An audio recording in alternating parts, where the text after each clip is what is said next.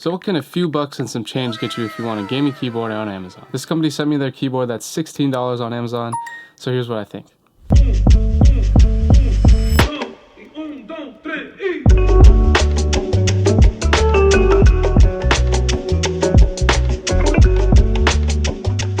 What's good, y'all? My name's Bryce, and DFXJ says, I know that I will be one of the first commenters on this channel. I also know that when this guy hits 1 million subscribers, I will be one of the OG people on this channel. Aww.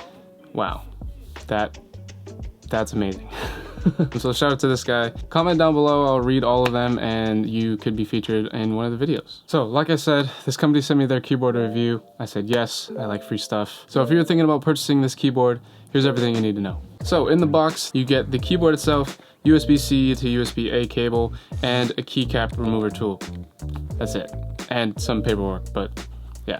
Keyboard weighs about 345 grams, gives it kind of a cheaper feel. It's very light. There's 68 keys, it's white, if you didn't already know. It's a fully wired keyboard, no Bluetooth, RGB backlit, 3 modes, 7 colors, 4 brightness levels, and note, typing keys work with iOS, but combination keys do not work. So, not all function keys work because I guess it's a weird layout and it's not compatible, and it even says it on the manual, but just keep in mind if you are looking to purchase, that could be a problem. Now, for what everyone's probably here for, here's a sound test.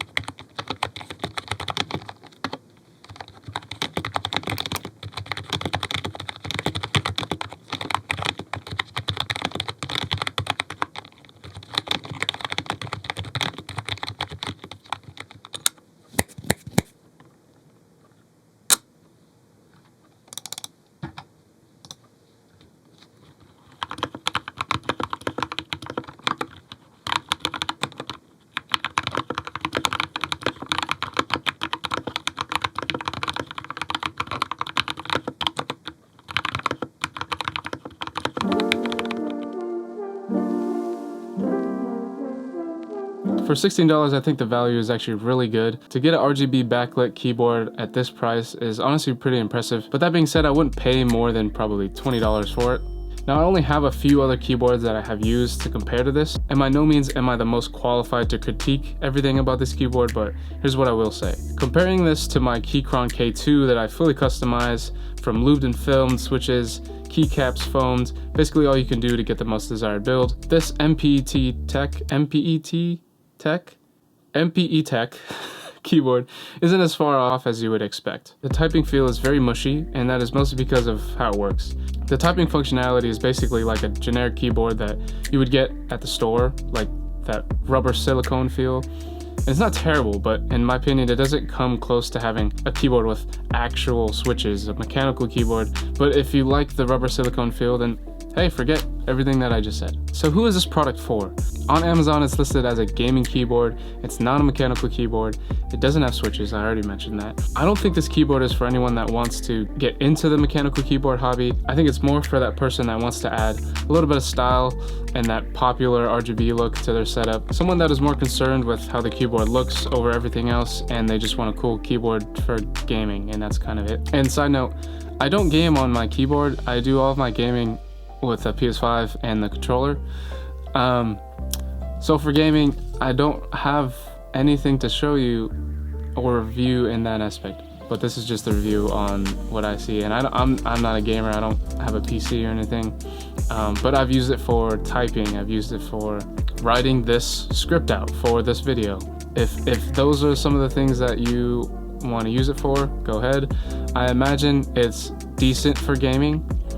And for $16, I think it's a great value. For someone that wants to get into mechanical keyboards and sees themselves possibly making a keyboard from scratch in the future, I would look in a different direction. My reason for that is, for any expensive hobby that you get into, you want to find the balance between what fits your budget and what gives you enough headroom to grow your knowledge in that space, especially at the beginning. This keyboard definitely will fit most people's budget, but has limited customization features. I guess if you could find what kind of keycaps these are, then, you know, I guess you could swap them out.